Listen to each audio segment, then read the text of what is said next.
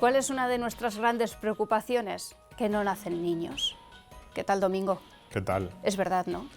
No Pues, nacen niños. fíjate, o no lo suficientes. yo creo que debería ser una de nuestras grandes preocupaciones. No lo ha sido en estos últimos años y ahora la cuestión demográfica está volviendo a coger la importancia que yo creo que no debería haber perdido. Pero por una razón egoísta, por las pensiones. En buena parte sí, y ya lo hemos dicho alguna vez, que no podemos esperar que nazcan niños para que nos paguen las pensiones. Es que eso es un poquito lamentable, ¿no? Sí, sí, es muy feo y además es que no es la principal razón por la que debemos querer que nazcan niños. Vale, ¿qué tienes tú que aclarar sobre la natalidad? Pues hoy nos vamos a hacer esta pregunta, ¿por qué no tenemos niños? Y yo voy a dar una respuesta que yo creo es un poco incómoda, pero que creo que es la real, pero que no queremos admitir. Y nos ponemos excusas que yo creo que no son muy realistas. Vale, a ver.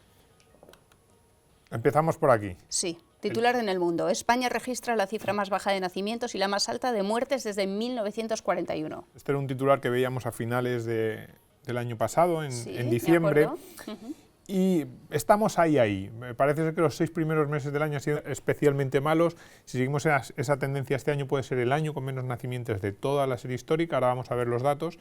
Y también suben las muertes, porque somos una sociedad envejecida, cada vez somos más también. Y el saldo demográfico es muy preocupante. O sea, en este momento en España, sin contar la inmigración, estamos perdiendo habitantes. Otra cosa es que normalmente, como están llegando flujos migratorios, la población total no baja, pero lo que es el saldo demográfico puro de nacimientos-muertes, estamos en negativo y eso es muy preocupante. Eso como sociedad, como país, es algo que nos debe alarmar y queremos decir qué está pasando aquí. Vale, pero como diría Prince, es el signo de nuestros tiempos. Un poco sí. La realidad es esta. Los nacimientos en España, pues vemos en 1941 algo más de 500.000, a mediados de los 70 estuvieron por encima de los 650.000 durante mucho, el boom demográfico aquí, la generación del baby boom, y luego se fueron desplomando. Llegaron a un mínimo de 360.000 a mediados de los 90 y luego se recuperó un poco, básicamente con inmigración. Y esto ahora estamos bajando, estamos por debajo de 400.000 y bajando. Probablemente este año, este es el dato de 2017, 393.000, probablemente este año vamos a estar bastante cerca de aquí. Te decía lo del signo de nuestros tiempos porque esto sucede también en otros países. Sí. En todo el mundo. Bueno, por lo menos en los que tenemos cerca, desde luego. Que caiga la natalidad como ha caído a lo largo del siglo XX, eso era una buena noticia, porque además, y tenía todo el sentido del mundo. Es decir, antes las familias tenían 6, 7, 8 hijos porque morían muchos. Es que la tasa de supervivencia al año, a los 5 años de vida, era muy baja. Entonces, si tú querías asegurarte que te sobrevivían 3 o 4 de tus hijos, que eran también los que necesitabas para que te ayudasen, por muchas razones, pues a lo mejor necesitabas tener 6 o 7 hijos. Claro, se hunde la tasa de mortalidad infantil y entonces tú dices, bueno, entonces no necesito tener tantos hijos. También le prestamos más atención a cada uno de nuestros hijos, que eso tiene cosas buenas y malas. Entonces, hay un punto en el que es bueno, no, probablemente tener 8 hijos no tendría ningún sentido ahora con nuestra tecnología, con las tasas. No es que diga que sea malo, que hay familias que tienen 8 hijos y viven súper felices. Yo vengo de una familia numerosa, somos 5, pero que probablemente tiene cierto sentido que ahora, pues en vez de tener 5, 6, 7 hijos de media como se tenían antes, pues estemos en 3, 4, 2, 3, 4, podría tener sentido. Es lo mismo sacar adelante a 8 hijos que a 2. Claro, hay muchos condicionantes, ¿no? Pero lo que no tiene sentido es esto.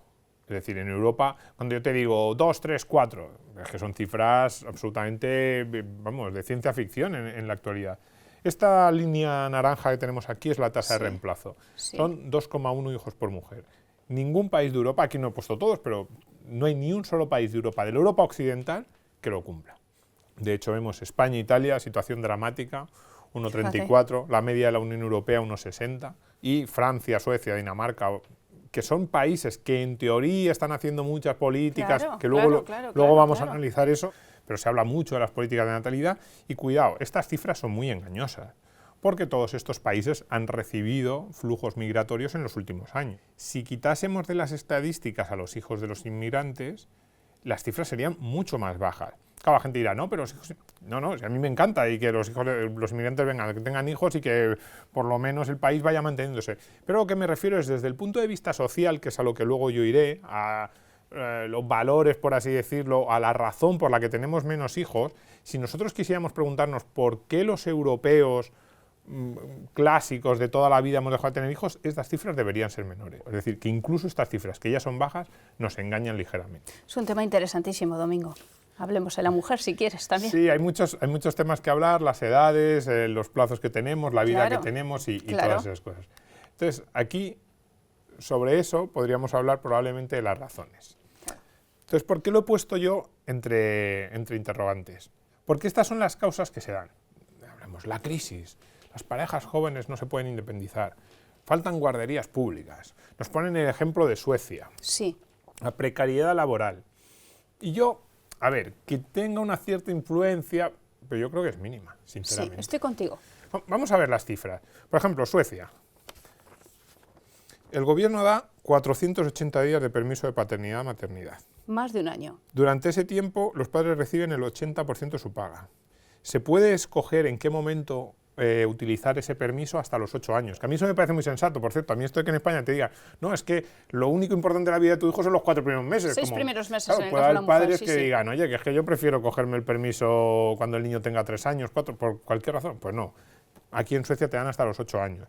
Tienes derecho a reducciones de jornada de hasta el 25% de tu horario por ley. Entonces yo digo, oye, no está mal, no llegarán a la tasa de reemplazo. Cuidado, en una sociedad mucho más rica, también con sueldos más elevados, y ya digo, si aquí quitamos la inmigración, probablemente estaríamos en el 1,6, 1,7, 1,5. En Holanda, por ejemplo, ¿dónde está Holanda? Aquí. En Holanda, el porcentaje de mujeres que trabajan a tiempo parcial es enorme. Y la gente dice, pero bueno, precariedad. No, no, no.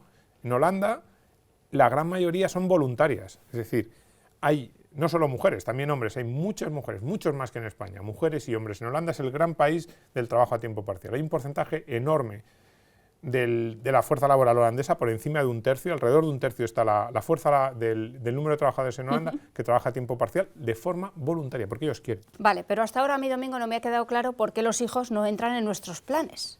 Tiene también relación con esto, ¿eh? Con esas razones que nos dan, nos dicen la crisis, la precariedad. Ahora vamos al caso de España, fíjate, tengo algunos datos. Ahora mismo, decíamos antes, nacimientos en la serie histórica. Sí. Pero cuidado, es que la serie histórica empieza en el 41. Si nos remontáramos, ahora mismo tenemos menos hijos que en el siglo XIX. O sea, en el siglo XIX, con 15 millones de habitantes, estábamos en 650.000 a mediados del siglo XIX.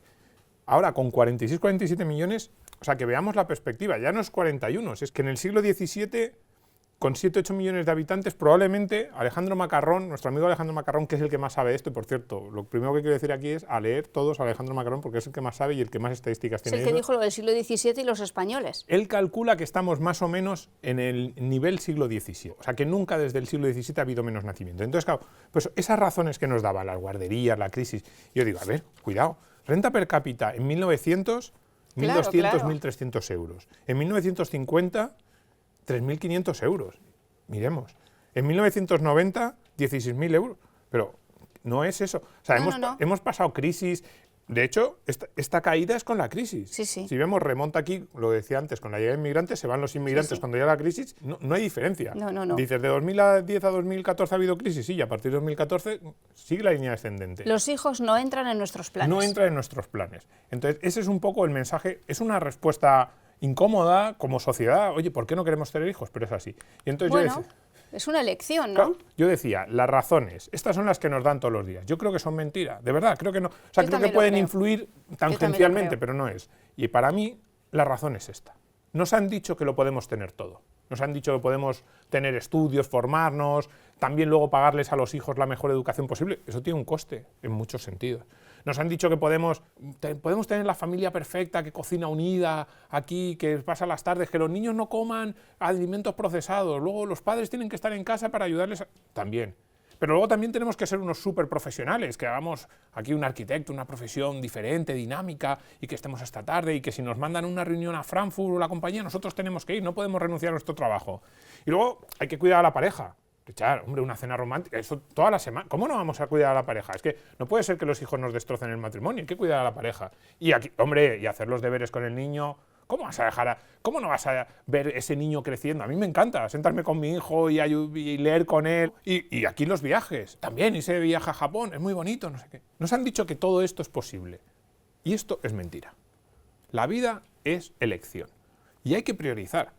Y el problema está en que cuando primero nos dicen que para que nuestra vida sea completa, o sea, el gran mensaje para mí erróneo de la sociedad, aquí me pongo casi filosófico, pero el gran mensaje erróneo que ahora mismo tenemos en la sociedad es que lo podemos tener todo, que todos nuestros deseos deberían cumplirse y que si no, para empezar, somos unos desgraciados. Entonces, para empezar, no podemos tener todo, incluso aunque tengamos una renta muy alta, el número de horas que tenemos en el día es el que es. Mira, y no, todo esto no, hay que empezar a elegir. Además, no podemos tener todo porque la madre naturaleza tiene sus reglas. Exactamente. Porque la mujer tiene unos años de fertilidad, y eso también hay que decirlo. Y de eso nos informa, por ejemplo, en los colegios. Y entonces, claro, si tú quieres empezar a tener hijos, te decides a los 30 y pico años. Y entonces te cuesta muchísimo también tener hijos. También. Porque, claro, tú has elegido viajar, que me parece fenomenal, y has elegido, por supuesto, estudiar, y por supuesto, trabajar, y por supuesto, disfrutar de tu pareja. Pero claro, la madre naturaleza tiene otras reglas. No, y entonces tendrías que tener hijos a los 20 y pico. ¿Y quién tiene hijos a los 20 y pico? Hay que establecer prioridades. Si estás en la reunión, si estás viajando a Frankfurt para una reunión, no estás haciendo los deberes con el niño. Si el padre y la madre trabajan hasta las 6 de la tarde, luego que están haciendo la cena. No, pero ahora vamos a hacer comida tradicional, porque es que la comida envasada tampoco nos gusta. No, es que no le vamos a dar a nuestros hijos. Que sí. Esto no es. Si quieres ir a Vietnam, si pasase pero vacaciones... que también, Domingo, hay muchos que quieren tener hijos y no pueden luego. Que ahí están luego todas las clínicas de fecundación asistida. El tema de las personas que tienen problemas para tener hijos porque lo van postergando cada vez más... Claro. Que es porque los planes se atrasan. Pero yo creo que todo está bastante relacionado con esta especie de gran imagen de lo puedo tener todo, o no tengo que tener restricciones, o los niños no me pueden cambiar la vida. No. Hay que elegir. Mira, o te vas a Vietnam de vacaciones o tienes 3 hijos. No, pero es que es compatible. Mira, a lo mejor un día, pues decir, venga, un año, hacemos un viaje especial a la familia. De verdad, yo tengo hijos, que no se puede, que hay que elegir y hay que dar prioridades. Pero, y esto también es muy importante, hay que elegir, tener prioridades y pensar a medio plazo. Una de las próximas pizarras que vamos a hacer es sobre la preferencia temporal, sobre pensar a largo plazo y sobre cómo muchas de las... ¿cómo decirlo? Esto no es neutral con los mensajes y la actitud que nos llega también desde la política, de los medios de comunicación, desde la sociedad. Es decir, tú me dices, ¿tiene alguna relación las políticas actuales con esa baja natalidad? Y yo te digo, hombre, claro, sí. Si te dicen que tú ya no tienes que apoyarte en tu familia, sino que es el Estado el que va a cuidar de ti desde la cuna a la tumba, tú también tus actitudes hacia el futuro empiezan a cambiar. Yo creo que eso tiene mucha importancia. Pero claro, todas estas personas fantásticas que nos aparecen en los anuncios jóvenes y dinámicas, luego tendrán 70, 80 años. ¿Cómo estarán sin hijos? ¿Cómo estará esa sociedad sin hijos, sin ese reemplazo, sin ese apoyo familiar? Todo eso también nos lo tenemos que preguntar. Cuando las abuelas antes nos decían, ay, hijo, es que a mí, claro, teneros a vosotros, tener a vuestros padres, que me cuide, que me ayudéis. Claro, si a mí me dices, para ti, ¿cuál es el gran mal de la sociedad contemporánea? Es que hemos acortado nuestros plazos a la hora de pensar. Pensamos solo en el aquí y ahora, en mi deseo actual, qué es lo que quiero, qué es lo que hoy, ahora mismo necesito o creo que necesito. Y hemos dejado de pensar en, oye, ¿y dentro de 30 años cómo voy a vivir? ¿Con quién? ¿Cuáles van a ser mis necesidades? ¿Qué es lo que yo quiero legar? ¿No es un avance para ti, Domingo? No. Para mí es un gran retroceso. Que hayamos acortado nuestra preferencia temporal y que ahora vivamos solo en el presente y no pensemos nada en el futuro. Pero por otra parte es un lujo poder disfrutar de lo que quiero ahora. Es un lujo que puedas disfrutar de lo que quieres ahora, pero tú tienes que tener claro que tus decisiones de ahora también impactarán en el futuro. Y yo creo que ahí nos estamos equivocando.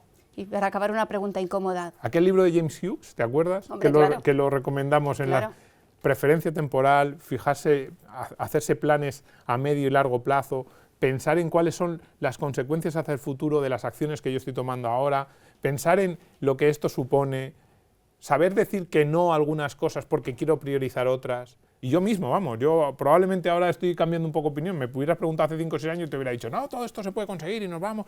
No, no es verdad. Tenemos que empezar a cambiar eso.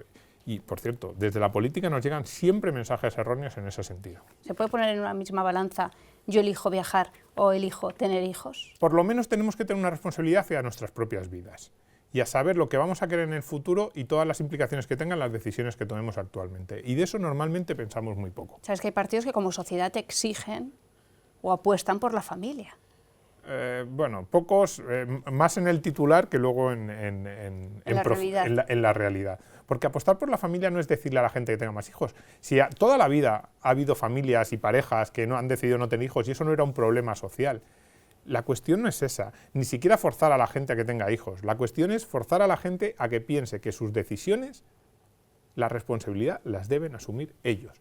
una decisión, son los hijos. Otra decisión es viajar, otra decisión es si quiero trabajar más o menos, otra decisión es si quiero darlo todo por mi carrera profesional o tengo otras prioridades. Pero lo que no puede ser es que tú tomes decisiones para cubrir unas necesidades que tú crees que tienes o unos deseos puntuales y luego cargues los costes de los posibles errores que has tomado en esas decisiones en otros. Y ahí es donde tomamos el error. Por eso, pensamiento a largo plazo, asumir responsabilidades, las decisiones yo asumo costes y beneficios, no solo beneficios. De todo eso nos habla muy poco, nos pintan esta imagen que es absurda. Sí. Y nos dicen que se puede tener todo. Y luego de repente decimos, ay, pues a mí me hubiera gustado. ¿Cuánta gente dice ahora, a mí me hubiera gustado? No, si la vida es equivocarse, pero por lo menos equivoquémonos con cierto sentido. Sí, yo creo que ahora estamos perdiendo mucho la perspectiva. Y luego hay cosas que no tienen remedio. Y hay cosas que no tienen remedio. Gracias, Domingo. Muchas gracias a ti.